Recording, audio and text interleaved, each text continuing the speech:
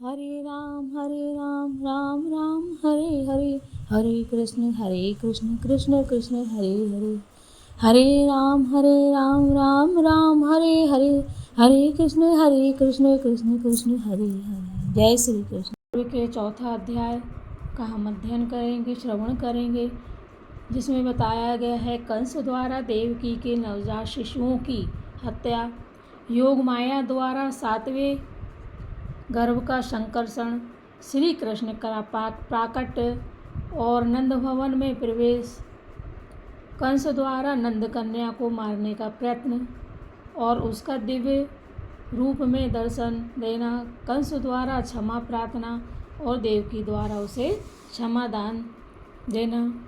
चौथा अध्याय। बोलो जय श्री कृष्ण। वैशंपायन जी कहते हैं, जन्मेजय तदनंतर पति द्वारा गर्भदान किए जाने पर देवकी के समान तेजस्वी देवकी ने पहले बताए हुए 7 गर्भों को क्रमशः यथोचित रूप से ग्रहण किया। पहले जो 6 गर्भ प्रकट हुए उन सबको कंस ने पत्थर पर पटक पटक कर मार डाला। जब 7वां गर्भ प्राप्त हुआ तब योगमाया ने उसे रोहिणी के उदर में स्थापित कर दिया।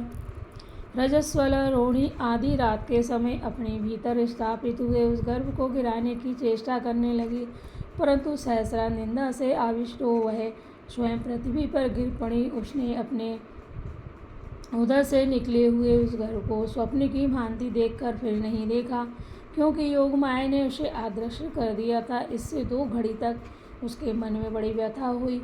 रात्रि के अंधकार में बुद्धिमान वसुदेव की पत्नी रोहिणी चंद्रमा की प्यारी भार्या रोहिणी के समान दिखाई देती थी। वह उस गर्भ के लिए उद्विग्न हो रही थी।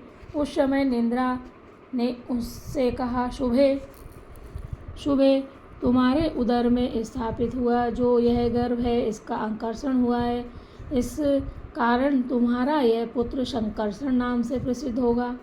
इस प्रकार उस पुत्र को पाकर रोहिणी मन ही मन प्रसन्न हुई, किंतु लज्जा से उसका मुख कुछ नीचे झुक गया।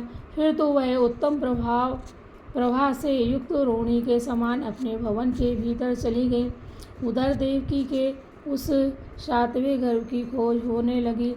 उतने ही में उसने 8वां गर्भ धारण किया, जिसके लिए कंस ने उसके पहले के 7 गर्भ मार गिराए थे। कंस के मंत्री उस 8वें गर्भ की रक्षा में यत्नपूर्वक लग गए। इधर भगवान विष्णु भी स्वेच्छा से ही उस गर्भ में निवास करने लगे। बोलो विष्णु भगवान की जय। उसी दिन गोकुल में यशोदा ने भी भगवान विष्णु की आज्ञा का पालन करने वाली तथा उन्हीं के शरीर से प्रकट हुई योग निंद्रा को अपने घर में धारण किया। गर्भ का समय पूर्ण होने से पहले ही 8वें मास में उन दोनों स्त्रियों देवकी और यशोदा मैया ने प्रायः एक साथ ही प्रसव किया। वृष्णि कुल का भार वहन करने वाले भगवान कृष्ण जिस रात में प्रकट हुए उसी रात में यशोदा ने भी एक कन्या को जन्म दिया। एक यशोदा नंदगोप की भार्या थी और दूसरी देवकी वसुदेव जी की। वे दोनों प्रायः एक ही समय में गर्भवती हुईं। 8वें मास में आधी रात के समय सुंदर अभिजीत मुहूर्त का योग प्राप्त होने पर देवकी जी ने भगवान विष्णु को पुत्र रूप से जन्म दिया और माता यशोदा ने उस कन्या को भगवान श्री कृष्ण के जन्म अवतार ग्रहण करते समय समुद्रों में ज्वार सा उठने लगा। पृथ्वी को धारण करने वाले शेष आदि विचलित हो उठे और बुझी हुई अग्नियां अपने आप प्रज्वलित हो गईं। श्री कृष्ण के अवतार लेते ही समय शीतल मंद सुखदायिनी हवा चलने लगी। उड़ती हुई धूल शांत हो गई तथा ग्रह और नक्षत्र अत्यंत प्रकाशित होने लगे। जब भगवान श्री कृष्ण प्रकट हुए उस समय अभिजीत नामक मुहूर्त था। रोहिणी नक्षत्र का योग होने से अष्टमी की वह रात जयंती कहलाती थी और विजय नामक विशिष्ट मुहूर्त व्यतीत हो रहा था। अव्यक्त सनातन सूक्ष्म स्वरूप पापहारी तथा सर्वसमर्थ भगवान नारायण जी ने प्रकट होते ही अपने नेत्रों से सबका मन मोह लिया। बोलो विष्णु भगवान की जय। स्वर्गलोक में बिना बजाए ही देवताओं की दुमदुमियाँ बज उठी। देवेश्वर इंद्र आकाश से फूलों की वर्षा करने लगे। गंधर्वों और अप्सराओं सहित महर्षिगण अपने मंगलमय वचनों द्वारा भगवान मधुसूदन की स्तुति करते हुए उनकी सेवा में उपस्थित हुए। बोलो भगवान कृष्ण की जय हो, नंद के आनंद हुए और जय कन्हैया लाल की। भगवान श्री कृष्ण का प्रकट होते ही संपूर्ण जगत में हर्षोल्लास छा गया। देवताओं के साथ इंद्र ने उन भगवान मधुसूदन की स्तुति की। वसुदेव जी ने भी रात्रि में प्रकट हुए अपने पुत्र रूप भगवान अधोक्षत का स्तवन किया। उन्हें श्री वत्स के चिन्ह और दिव्य लक्षणों से संपन्न देखकर वसुदेव जी ने कहा, प्रभु आप अपने स्वरूप को समेट लीजिए। देव मैं कंस के भय से डरा हुआ हूँ, इसलिए ऐसी बात कहता हूँ। कमल नयन उसने मेरे बहुत से पुत्र मार डाले हैं जो तुमसे जेठे थे। वैशंपायन जी कहते हैं, जन्मेजय वसुदेव जी का यह वचन सुनकर भगवान अच्युत ने पिता होने के कारण उनकी आज्ञा स्वीकार कर ली और उनसे कहा, आप मुझे नंदगोप के यहाँ घर पहुँचा दीजिए तथा उनकी नवजात कन्या को यहाँ उठा लाइए। ऐसा कहकर उन्होंने अपने चतुर्भुज रूप का उपसंहार कर लिया। बोलो चतुर्भुज रूपधारी की जय हो, भगवान विष्णु की जय हो। तब पुत्र वत्सल वसुदेव शीघ्र ही उस बालक को गोद में लेकर रात के समय यशोदा के घर में घुसे। यशोदा को उनके आने का कुछ पता ना चला। वहाँ उन्होंने अपने बालक को रख दिया और उसी कन्या को लेकर अपने निवास स्थान में आने के बाद उसे देवकी की सैया पर सुला दिया। इस प्रकार उन दोनों नवजात बालकों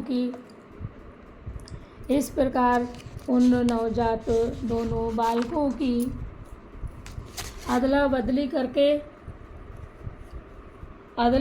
करके कृतार्थ हुए। वसुदेव जी भय से व्याकुल हो उस घर से बाहर निकल गए। आनक दुमदुमी नाम से प्रसिद्ध वसुदेव ने उग्रसेन पुत्र कंस के पास जाकर उसे अपनी दूसरी कन्या के जन्म का समाचार निवेदन किया। यह सुनकर पराक्रमी कंस बड़ी उतावली के साथ पैर बढ़ाता हुआ वेगशाली रक्षकों को साथ लिए वसुदेव के गृह के द्वार पर आया। वहाँ द्वार पर पहुँचते ही उसने तुरंत पूछा, कौन सा बच्चा पैदा हुआ है, उसे शीघ्र ही मेरे हवाले कर दो। ऐसी बातें कहकर वहाँ जोर जोर से गर्जन तर्जन करने लगा। तब देवकी के घर में एकत्र हुई सारी स्त्रियाँ हाहाकार करने लगी। देवकी ने अत्यंत दीन होकर अश्रुगद्गद वाणी में कहा, प्रभु यह तो कन्या पैदा हुई है। ऐसा कहकर वह कंस से उसके लिए याचना करती हुई बोली, भैया तुमने मेरे साथ तेजस्वी पुत्र जो अभी गर्भावस्था में ही थे मार डाले हैं। यह तो कन्या है, यह बेचारी आप ही मरी हुई है। देखो, यदि समझ में आवे तो मेरी बात मान लो, यह कन्या मुझे दे दो। कंस उस कन्या को देखकर उसकी ओर आकृष्ट हुआ और मन ही मन प्रसन्नता का अनुभव करने लगा। उसने कहा, जब यह कन्या मरी हुई है तब इसे पैदा हुई कहकर इसकी ओर मन चलाना व्यर्थ है। वह कन्या भी गर्भशैया पर कलेश पूर्वक लेटी हुई थी। अभी उसके केस गर्भस्थ जल से भीगे ही हुए थे। उसी अवस्था में वह कंस के आगे पृथ्वी पर रख दी गई। उस समय वह पृथ्वी के समान ही जान पड़ती थी। उस दुरात्मा पुरुष कंस ने उसे पकड़कर घुमाया और तुच्छ मानकर ऊपर से ही सहसा शिला पर दे मारा। वह शिला पृष्ठ पर फेंकी गई, परंतु उस पर चूर चूर होने से पहले ही आकाश में उड़ गई। बोलो माता जी की जय हो। उस गर्भदेह को त्याग कर कंस को ललकारती हुई वह सहसा आकाश में जा पहुंची। उस समय उसके लंबे लंबे केस खुले हुए थे। दिव्य फूलों के हार और अनुलेपन उसकी शोभा बढ़ाते थे। बोलो देवी मैया की जय हो। हारों से उसके समस्त अंगों की शोभा बढ़ गई थी। मस्तक पर उज्ज्वल मुकुट से विभूषित हो वह देवी सदा के लिए कन्याकुमारी ही रह गई। बोलो कन्याकुमारी की जय हो। उसकी आकृति दिव्य थी और सब देवता उसकी स्तुति करते थे। वह अपने अंगों पर नील और पीत वस्त्र धारण किए हुए थे। उसके उन्नत हाथी के कुंभ स्थल के समान जान पड़ते थे। उसका जगन प्रदेश रथ के समान विस्तृत और मुख चंद्रमा के सदस्य मनोरम था। वह 4 भुजाओं से सुशोभित थी। उसकी अंगा कांति विद्युत के समान प्रकाशित हो रही थी। दोनों नेत्र प्रभात काल के सूर्य की भांति लाल थे।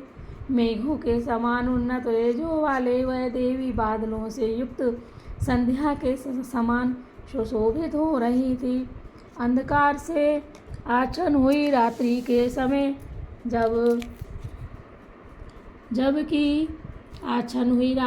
समय जबकि भूतों के समुदाय सब ओर भरे हुए थे, वह दीपमती देवी नाचती हंसती और चारों ओर उछलती कूदती अद्भुत शोभा पा रही थी। उसका स्वरूप बड़ा ही भयंकर था। वह आकाश में पहुंचकर परम उत्तम मधु का पान तथा बड़े जोर से अट्टहास करने लगी। फिर रोष में भरकर कंस से बोली, कंस तूने अपने ही विनाश के लिए जो मुझे मार डालने का प्रयत्न किया और सहसा उठाकर शिला पर दे मारा, उसके कारण मैं भी तेरे अंतकाल में जिस समय तू शत्रु के द्वारा घसीटा जा रहा होगा, अपने हाथों से तेरी इस देह को फाड़कर तेरा गर्म रक्त पीऊंगी। ऐसा घोर वचन कहकर वह देवी यथेष्ट मार्ग से अपने गणों सहित आकाश और देवलोक में विचरने लगी। वहाँ कृष्ण वंशियों के समुदाय से भली भांति पूजित हो वह कन्या बढ़ने लगी। बोलो कन्या देवी की जय हो, कन्याकुमारी की जय हो। वसुदेव जी की आज्ञा से उस समय उसका पुत्रवत पालन होने लगा। जन्मेजय, तुम इस देवी को प्रजापालक भगवान विष्णु के अंश से उत्पन्न हुई ही समझो। वह एक होती हुई अनंसा अंश रहित अर्थात अभिव्यक्ति इसलिए एकानंसा कहलाती थी। बोलो एकानंसा माता जी की जय हो। योग बल से कन्या रूप में प्रकट हुई वह देवी भगवान श्री कृष्ण की रक्षा के लिए आविर्भूत हुई थी। बोलो श्री कृष्ण की रक्षा करने वाली माता जी की जय हो। यदु कुल में उत्पन्न हुए समस्त देवता उस देवी का आराध्य देव के समान पूजन करते थे, क्योंकि उसने अपने दिव्य देह से श्री कृष्ण जी की रक्षा की थी। बोलो श्री कृष्ण जी की रक्षा करने वाली मैया की जय हो। उनके चले जाने पर कंस ने उसे ही अपनी मृत्यु समझा और एकांत में देवकी जी के पास जाकर लज्जित होकर वह इस प्रकार बोला। कंस ने कहा, बहन, मैंने मृत्यु को टालने का प्रयत्न किया और इसी धोखे में मैंने तुम्हारे बच्चों को मार डाला, परंतु देवी कोई दूसरा ही दूसरी जगह से मेरी मृत्यु बनकर उपस्थित हो गया। मैंने क्रूरतापूर्वक अपने उद्देश्य की सिद्धि के लिए प्रयास किया, किंतु जो मेरे अपने जन थे उन पर ही मैं प्रहार कर बैठा। मैं दैत्य के विधान को अपने पुरुषार्थ से लांघ न सका। बहन, अपने गर्भों के लिए चिंता न करो। पुत्रों की मृत्यु के कारण होने वाले शोक संताप को त्याग दो। काल ही उनके विपरीत हो गया था। मैं तो उनके वध में केवल निमित्त मात्र बन गया हूँ। काल ही मनुष्य का शत्रु है। काल ही एक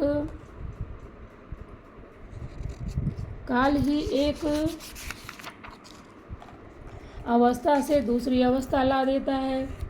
कंस अपनी बहन देवकी को समझा रहे हैं, दूसरी अवस्था में ला देता है और काल ही सबको संसार से उठा ले जाता है। मेरे जैसा व्यक्ति तो इसमें निमित्त मात्र ही होता है। देवी, अपने भाग या कर्म के अनुसार उपद्रव तो आएंगे ही, किंतु कष्ट की बात यही है कि जीव इसमें अपने को ही कर्तव्य मानने लगता है। पुत्रों के वियोग से होने वाली चिंता न करो, शोक जनित विलाप को त्याग दो। मनुष्य योनि की प्राय ऐसी ही दशा है। काल को टालना या मिटा देना असंभव है। देवकी, यह लो, मैं पुत्र की भांति तुम्हारे चरणों पे अपना मस्तक रखकर पड़ा हूँ। जानता हूँ मैंने तुम्हारा अपराध किया है, तो भी मेरे प्रति अपना रोष त्याग दो, यह प्रार्थना है। जब कंस ने ऐसी बात कही तब देवकी के मुख पर आंसुओं की धारा बह चली। वह पति की ओर देखते हुए अत्यंत दीन होकर कंस के माता पिता के समान कहने लगी, बेटा उठो उठो। देवकी ने फिर कहा, वत्स, तुम तो इच्छानुसार रूप धारण करने वाले हो। तुमने मेरे सामने ही जिन जिन गर्भस्थ शिशुओं की हत्या की है उसमें केवल तुम ही कारण हो, ऐसी बात नहीं है। काल भी इसमें कारण है। परंतु आज तुम अपने कर्मों की निंदा करते हुए जो मेरे पैरों पर सिर रखकर पड़ गए, इससे तुम्हारे द्वारा किए गए इस गर्भोच्छेद रूप आशय कष्ट को भी मैं किसी तरह सह लूंगी।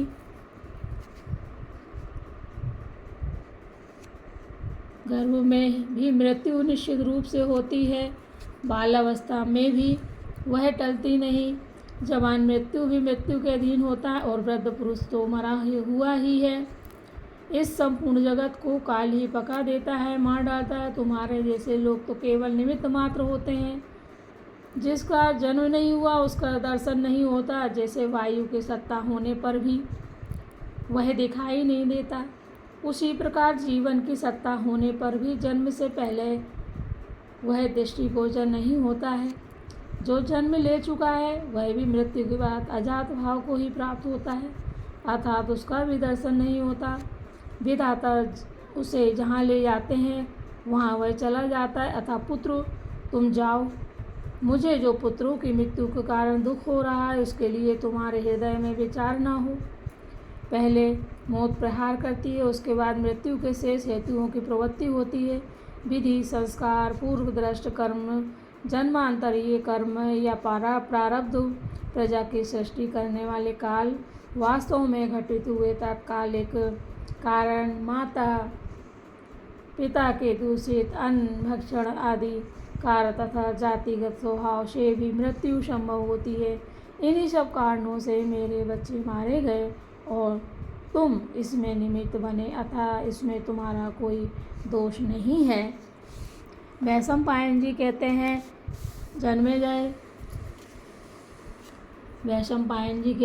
जन्मेजय देवकी का यह वचन सुनकर कंस अपनी असफलता पर क्षुब्ध हो मन ही मन जलता हुआ अपने भवन में चला गया। अपने किए प्रयत्न के प्रतिहत विफल हो जाने पर वह मन ही मन बहुत ही खिन्न और दीन हो गया था, अतः वहाँ से चुपचाप चला गया। इस प्रकार श्री महाभारत के खिलवाड़ हरिवंश के अंतर्गत विष्णु पर्व में श्री कृष्ण जन्म विषयक चौथा अध्याय पूरा हुआ। बोलो श्री कृष्ण भगवान की जय। आज चौथे अध्याय में, विष्णु पर्व के चौथे अध्याय में भगवान श्री कृष्ण का जन्म हुआ है। तो बोलो जय श्री कन्हैया लाल की। नंद के आनंद भयो जय कन्हैया लाल की, हाथी घोड़ा पाल की जय कन्हैया लाल की, घोड़ा पाल की जय कन्हैया लाल की। नंद के आनंद भयो जय कन्हैया लाल की। ओम देवकी सुत गोविंद वासुदेव जगतपति, देहि में तन्यम कृष्ण त्वामहे शरणं गता। जय हो श्री कृष्ण भगवान। सभी पर अपनी कृपा बनाए रखें। हम सभी आपकी शरण में हैं। सुनने बोलने वाले और बोलने वाले सभी के लिए हरिवंश पुराण को सभी तक पहुंचाने वाले सभी भक्तों को और श्री हरिवंश को श्रवण करने वाले को, भूलने वाले एवं सभी के मनोरथ पूर्ण करें।